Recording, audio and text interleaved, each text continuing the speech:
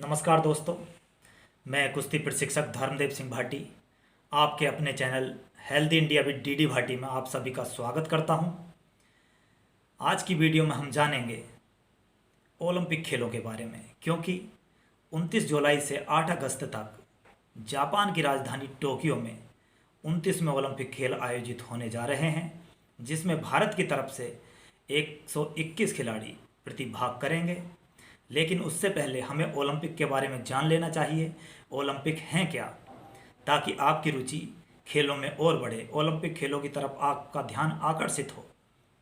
दोस्तों, ओलंपिक खेल दुनिया का सबसे बड़ा खेल महाकुंभ है, या यूं कहिए दुनिया के सबसे बड़े खेल हैं ओलंपिक खेल। इसमें विश्व के लगभग सभी देश प्रतिभाग करते हैं और प्रत्येक खिलाड़ी का सपना होता है ओलंपिक खेलों में भाग लेना, भाग लेकर मेडल जीतना, अपने देश को गौरवान्वित करना, और खिलाड़ी ऐसा करते भी हैं। दोस्तों, ओलंपिक खेल 4 वर्ष के अंतराल पर आयोजित किए जाते हैं।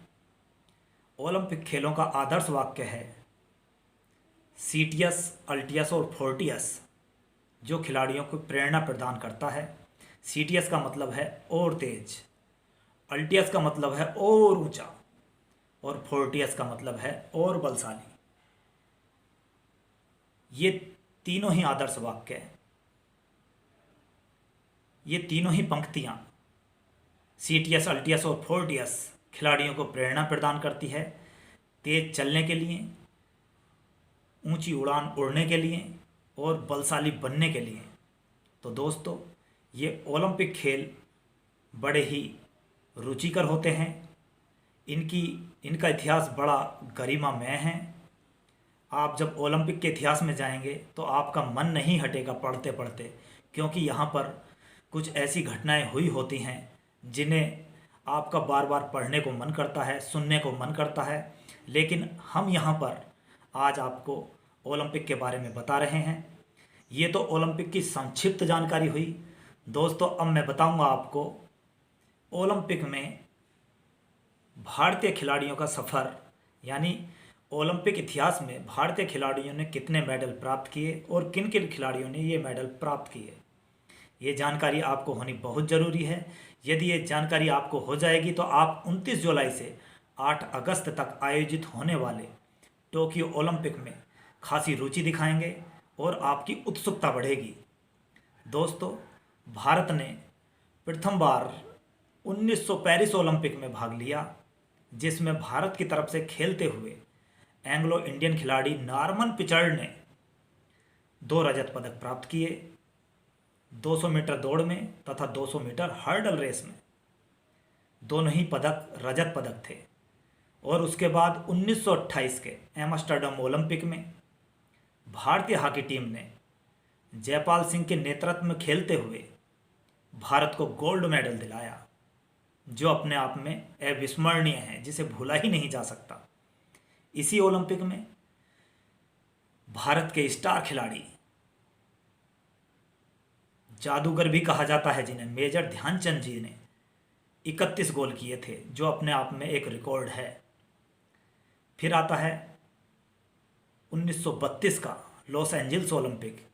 इस ओलंपिक में भी भारतीय हॉकी टीम ने स्वर्ण पदक जीता। 1932 के बाद बारी आती है 1936 के बर्लिन ओलंपिक की। बर्लिन ओलंपिक में भी भारतीय हॉकी टीम ने स्वर्ण पदक जीता।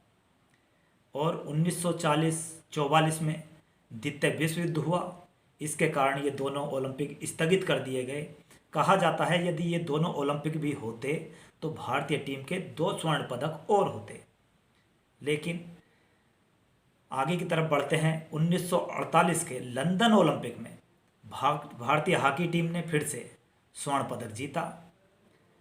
1948 के बाद 1952 के हेलसिंकी ओलंपिक में भारतीय हॉकी टीम ने स्वर्ण पदक जीता। अब बात करते हैं 1952 हेलसिंकी ओलंपिक की। इस ओलंपिक में भारतीय हॉकी टीम ने फिर से स्वर्ण पदक जीता तथा इसी ओलंपिक में भारत का प्रथम व्यक्तिगत पदक पहलवान केडी जाधव जी ने 57 किलोग्राम भार वर्ग में खेलते हुए ग्रीको रोमन स्टाइल कुश्ती में भारत को कांस्य पदक जीत दिलाया, जो अपने आप में एक रिकॉर्ड है। भारत का प्रथम, आज़ाद भारत का प्रथम व्यक्तिगत पदक था ये। अब बात करते हैं 1956 मेलबर्न ओलंपिक की। इस ओलंपिक में भारत ने फिर से हॉकी का स्वर्ण पदक जीता। अब बारी आती है 1960 रोम ओलंपिक की। रोम ओलंपिक को भी कई मायनों में याद किया जाता है, क्योंकि इस ओलंपिक में भारतीय हॉकी टीम ने रजत पदक जीता तथा भारत के star athlete player Milkha Singh ने 1960 रोम ओलंपिक में चौथा स्थान प्राप्त किया। मिल्खा सिंह जी की हाल ही में मृत्यु हुई है। मिल्खा सिंह जी को उड़न सिख के नाम से भी जाना जाता है। 1960 का रोम ओलंपिक मिल्खा सिंह के लिए भी याद किया जाता है। अब बारी आती है 1964 के टोक्यो ओलंपिक की। 1964 के टोक्यो ओलंपिक में भारतीय हॉकी टीम ने एक बार फिर से स्वर्ण पदक जीता। 1900 अब बारी आती है 1968 के मैक्सिको ओलंपिक की। मैक्सिको ओलंपिक यानी 1968 में भारतीय हॉकी टीम ने कांस्य पदक जीता। उसके बाद 1972 म्यूनिख ओलंपिक में भी भारतीय हॉकी टीम ने कांस्य पदक जीता। और इसके बाद 1980 में भारतीय हॉकी टीम ने अपना अंतिम स्वर्ण पदक जीता। यहाँ पर भारतीय हॉकी टीम का ओलंपिक सफ़र समाप्त हो जाता है, यानी पदकों का ओलंपिक सफ़र। इसके बाद कभी भी भारतीय हॉकी टीम ने ओलंपिक में कोई पदक प्राप्त नहीं किया। यहाँ तक कुल मिलाकर भारतीय हॉकी टीम ने 8 स्वर्ण पदक, 1 रजत पदक तथा 2 कांस्य पदक जीते। कुल मिलाकर ये कह सकते हैं कि भारतीय हॉकी टीम ने 8 स्वर्ण पदक, 1 रजत पदक तथा 2 कांस्य पदक जीते। इस प्रकार टोटल 11 पदक भारतीय हॉकी टीम ने ओलंपिक में जीत रखे हैं। अब बारी आती है 1996 के एटलांटा ओलंपिक की। एटलांटा ओलंपिक में टेनिस प्लेयर लिएंडर पेस ने भारत को कांस्य पदक दिलाया। बहुत दिनों के बाद भारत को कांस्य पदक मिला 1980 के बाद। अब बात आती है 2000 ओलंपिक में। यहाँ से भारत का सफ़र चल निकला। प्रत्येक ओलंपिक में भारत का यहाँ से कोई ना कोई पदक जरूर है। 2000 ओलंपिक जो सिडनी में आयोजित हुए, सिडनी में 2000 ओलंपिक में भारत की भारोत्तोलन खिलाड़ी कर्णम मल्लेश्वरी जी ने 69 किलोग्राम में खेलते हुए भारत को कांस्य पदक दिलाया, जो भारत का किसी महिला का प्रथम पदक था। अब बात करेंगे हम 2004 के एथेंस ओलंपिक की। 2004 के एथेंस ओलंपिक में भारतीय खिलाड़ी मेजर राज्यवर्धन सिंह राठौर ने निशानेबाजी की डबल ट्रैप स्पर्धा में भारत को रजत पदक दिलाया। और 2008 बीजिंग ओलंपिक में भारतीय खिलाड़ियों ने 3 पदक प्राप्त किए, जिसमें अभिनव बिंद्रा ने 10 मीटर एयर राइफल में भारत को आज़ाद भारत का व्यक्तिगत स्वर्ण पदक दिलाया तथा इसी 2008 के बीजिंग ओलंपिक में पहलवान सुशील कुमार ने 66 किलोग्राम भार वर्ग फ्री स्टाइल में खेलते हुए भारत को कांस्य पदक दिलाया तथा इसी ओलंपिक में बॉक्सर विजेंद्र कुमार ने 75 किलोग्राम भार वर्ग में खेलते हुए भारत को कांस्य पदक दिलाया। अब हम बात करेंगे 2012 लंदन ओलंपिक की, जो ओलंपिक इतिहास में भारतीयों के लिए सबसे सफल ओलंपिक रहा, क्योंकि इस ओलंपिक में भारतीय खिलाड़ियों ने 6 पदक प्राप्त किए, जिनमें पहलवान सुशील कुमार ने 66 किलोग्राम भार वर्ग में खेलते हुए भारत को रजत पदक दिलाया। वहीं पहलवान योगेश्वर दत्त ने 60 किलोग्राम भार वर्ग फ्री स्टाइल में खेलते हुए भारत को कांस्य पदक दिलाया। भारत की बेटी MC मैरी कॉम ने, जो स्टार खिलाड़ी भी हैं बॉक्सिंग की, उन्होंने बॉक्सिंग में खेलते हुए भारत को कांस्य पदक दिलाया।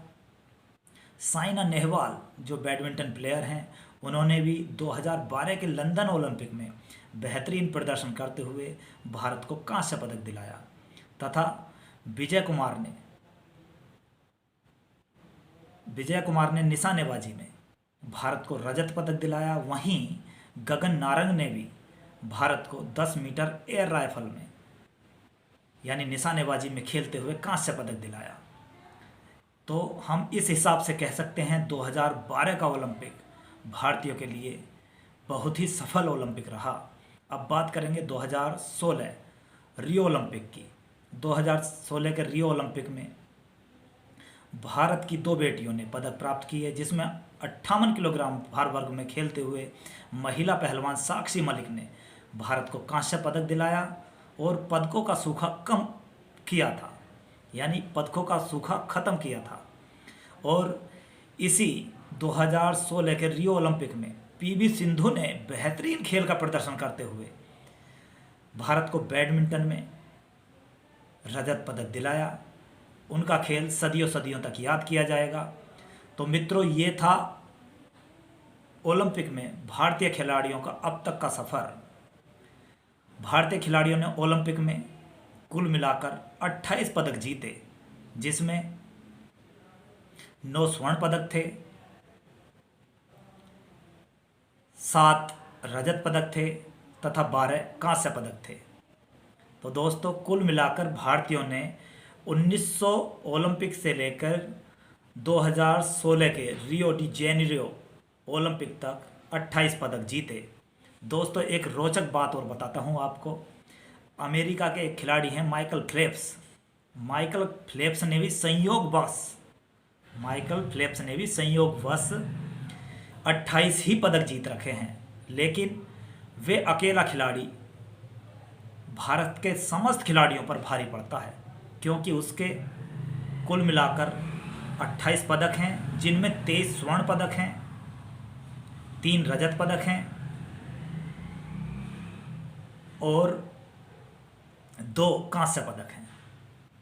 तो हम सभी भारतीयों के लिए सोचनीय प्रश्न भी है, सोचनीय बिंदु भी है, और ये यक्ष प्रश्न भी छोड़ जाता है, क्यों भारतीय खिलाड़ियों के अधिक से अधिक पदक नहीं आ पाते, जहां इतनी आबादी वाला भारत और वहां एक खिलाड़ी।